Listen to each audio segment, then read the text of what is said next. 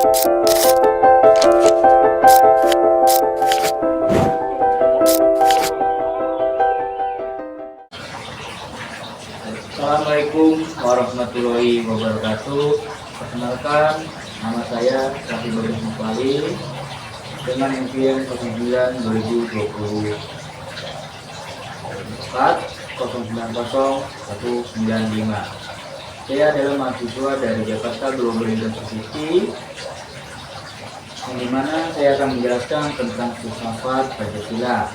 Sebelum itu, saya akan memberitahu bahwa saya dari kelompok 1, yang dimana terdapat 6 anggota, Elisa Nova Maryam, Awa Aidi Siva, Jasmine Mentas, Abdan Alvin Nasution, Muhammad Yusuf Putra, dan saya pribadi Rasul Bagas Mufali, yang dimana dosen pengampunya Bapak Yuki Triancik, SPDI, MPDI, ME.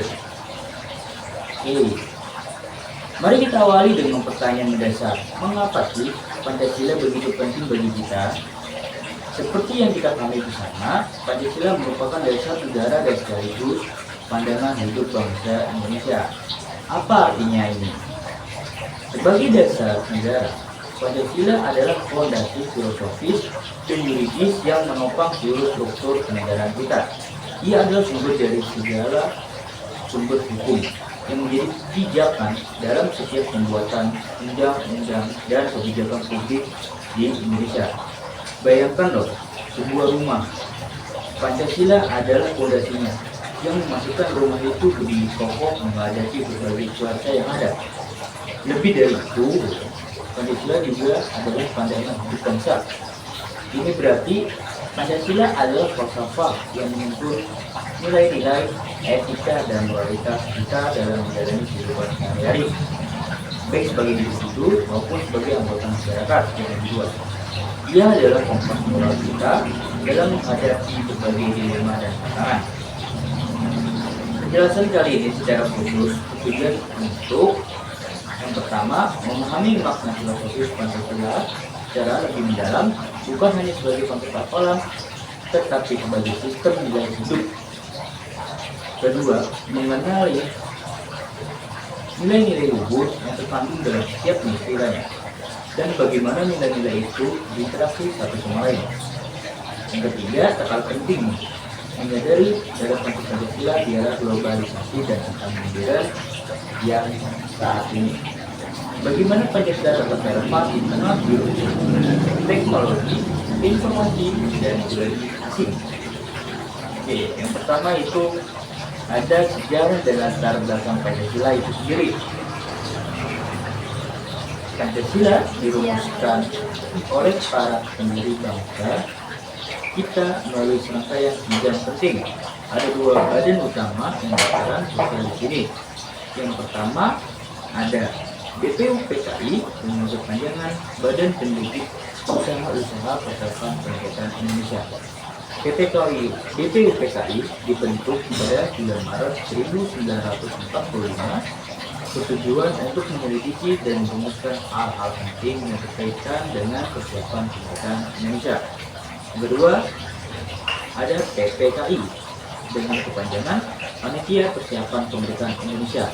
Setelah BPUPKI menyelesaikan tugasnya, PPKI mengambil alih peran untuk mempersiapkan kemerdekaan dan mengesahkan bangsa negara. Sidang-sidang BPUPKI dan PPKI menjadi momen penting dalam sejarah Pancasila. Pada sidang BPUPKI muncul berbagai gagasan dan usulan tentang dasar negara dari tokoh-tokoh besar seperti Bapak Ibu Soekarno dengan Pancasilanya, Mr. Muhammad Yamin, dan Profesor Dr. Supomo. Bayangkan bagaimana protokol ini dengan latar belakang yang berbeda, namun mampu bersatu demi satu tujuan, merumuskan dasar yang kuat untuk sebuah negara baru yang akan lahir. Melalui proses musyawarah yang intens, bahkan terkadang diwarnai perbedaan pandangan, gagasan-gagasan tersebut akhirnya mengerucut dan disepakati menjadi 5 pilar yang kita kenal sekarang. Ini menunjukkan bahwa Pancasila lahir dari proses yang matang, dan semangat persatuan yang tinggi dari para pendiri bangsa. Oke, sini yang pertama, sila pertama yaitu Ketuhanan Yang Maha Esa. Sila ini secara fundamental menegaskan bahwa bangsa Indonesia adalah bangsa yang percaya kepada Tuhan. Ini berarti negara kita bukanlah negara sekuler yang memisahkan agama dari kehidupan bernegara. Sebaliknya, nilai-nilai spiritual dan keagamaan diakui sebagai bagian integral dari kehidupan bangsa. Implikasi penting lainnya itu adalah kebebasan beragama. Tiap warga negara memiliki kebebasan untuk memilih agamanya dan menjalankan ibadah sesuai keyakinan masing-masing. Dalam negara Indonesia terdapat ada 6 agama yang diakui. Yang pertama itu Islam, Protestan, Katolik, Hindu, Buddha, dan Konghucu. Yang dimana salah satu contohnya itu ada ibadah masjid untuk agama Islam, gereja itu untuk agama Protestan dan Katolik. Yang ketiga itu ada pura untuk agama Hindu. Yang keempat itu siara untuk agama Buddha, dan terakhir benteng untuk agama Konghucu.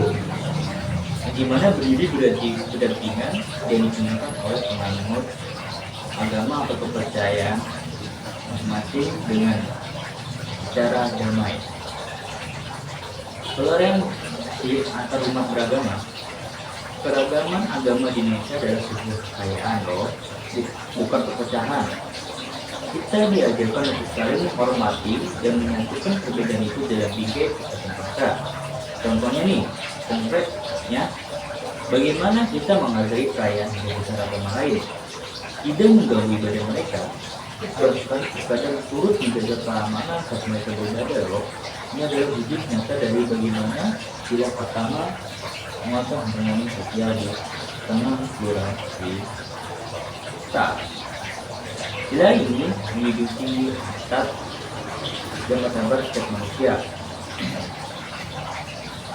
Ini berada setiap warga negara Indonesia tanpa kecuali memiliki hak dan kewajiban yang sama.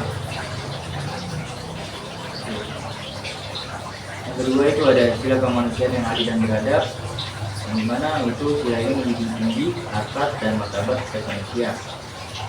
Ini berarti setiap warga negara Indonesia tanpa terkecuali memiliki hak dan kewajiban yang sama di mata hukum dan masyarakat. Tidak peduli apapun suku, ras, agama atau golongan yang tersebut.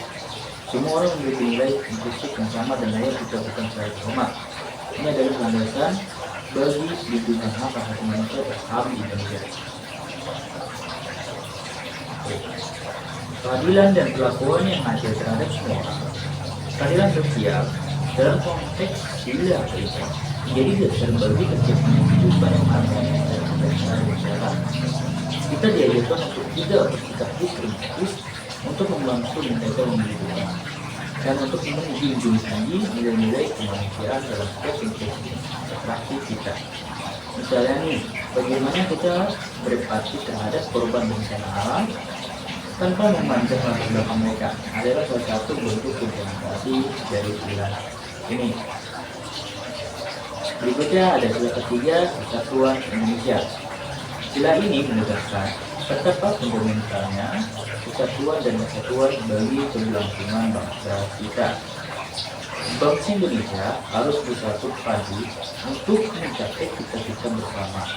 Lepas dari segala perbedaan latar belakang, budaya dan keyakinan yang kita miliki, kita adalah bangsa yang akan kaya beragama dan keragaman yang dimana itu banyak sekali budayanya yang keyakinan yang kita miliki.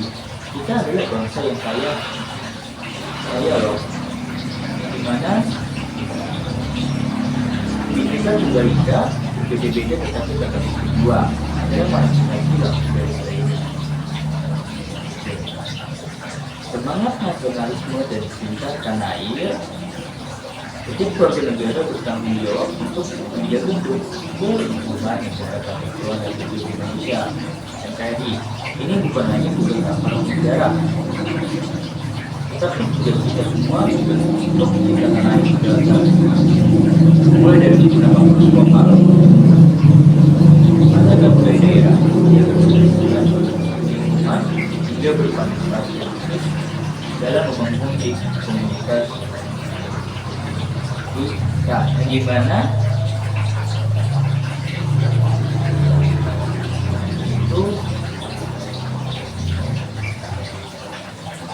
itu terdapat dalam sila ketiga yaitu Persatuan Indonesia. Berikutnya sila keempat yaitu ada kerakyatan yang dipimpin umat kebijaksanaan dalam penguasaan sebuah wilayah. Sila ini menekankan pentingnya kedaulatan rakyat. Artinya kekuasaan tertinggi dalam negara ini adalah di tangan rakyat. Rakyatlah yang memiliki hak dan wewenang untuk menentukan masa depan negaranya melalui mekanisme demokrasi. Ini adalah esensi dari sistem pemerintahan kita. Sistem pemerintahan Indonesia menerapkan prinsip demokrasi Pancasila yang bercirikan suara untuk mufakat. Ini adalah ciri khas demokrasi kita yang membedakannya dengan sistem demokrasi lain yang mungkin lebih mengedepankan voting. Dalam musyawarah, setiap keputusan diambil melalui proses diskusi yang dalam, melibatkan semua pihak dengan tujuan mencapai kesepakatan bersama yang terbaik bagi semuanya. Contoh penyerpaannya bisa kita lihat mulai dari rapat satu terlebih dahulu. Yang pertama itu ada rapat keluarga, yang kedua pemilihan ketua kelas, tiga rapat desa, hingga di tingkat pemerintah seperti DPR atau MPR. Tujuan utamanya adalah mencari solusi terbaik yang diterima oleh semua, bukan sekedar memaksakan kehendak pemerintah. Oke, yang terakhir ada keadilan sosial bagi seluruh rakyat Indonesia. Sila ini menegaskan bahwa setiap warga negara berhak mendapatkan keadilan sosial. Keadilan di sini bukan hanya terbatas pada aspek hukum saja, tetapi juga mencakup pemerataan akses terhadap sumber daya, pendidikan, kesehatan, pekerjaan, dan berbagai kesempatan hidup di dunia. Keadilan sosial terwujud melalui upaya untuk mewujudkan kesejahteraan sosial bagi seluruh rakyat tanpa terkecuali.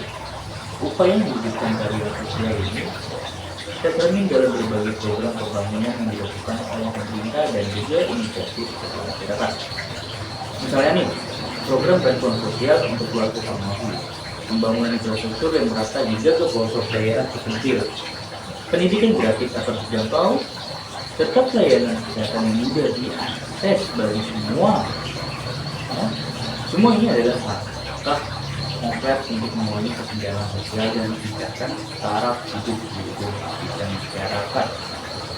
Keadilan sosial adalah tentang memastikan bahwa setiap individu memiliki kesempatan yang sama untuk berkembang dan hidup di rakyat. Oke.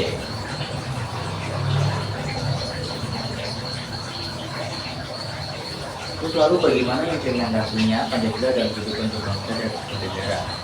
Nah, yang pertama itu tadi yang pertama bahwa untuk membuat undang-undang publik.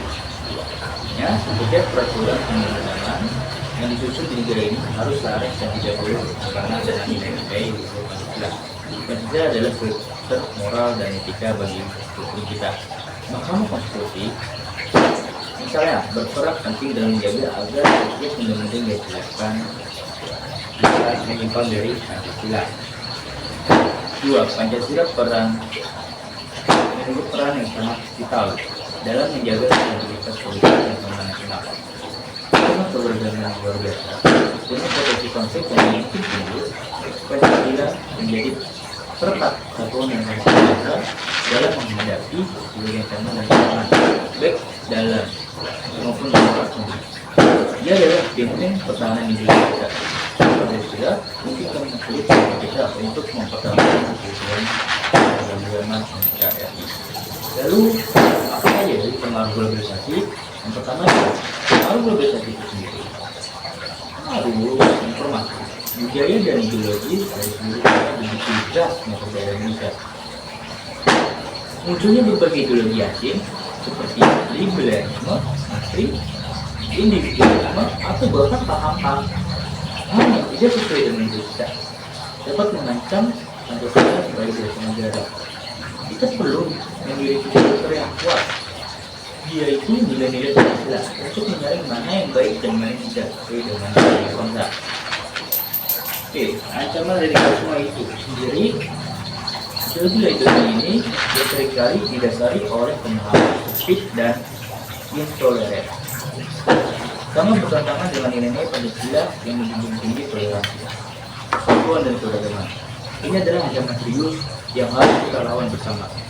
Peran kita sebagai warga negara adalah untuk memenuhi pemahaman yang benar tentang Pancasila, nilai perdamaian, dan berani menolak segala bentuk ekstremisme atau penolakan.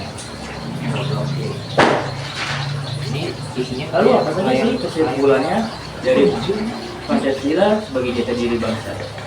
di isinya paling semuanya dari cewek itu Identitas dan kekuatan bangsa Indonesia itu adalah tercermin dari jiwa, karakter dan tujuan seluruh bangsa kita.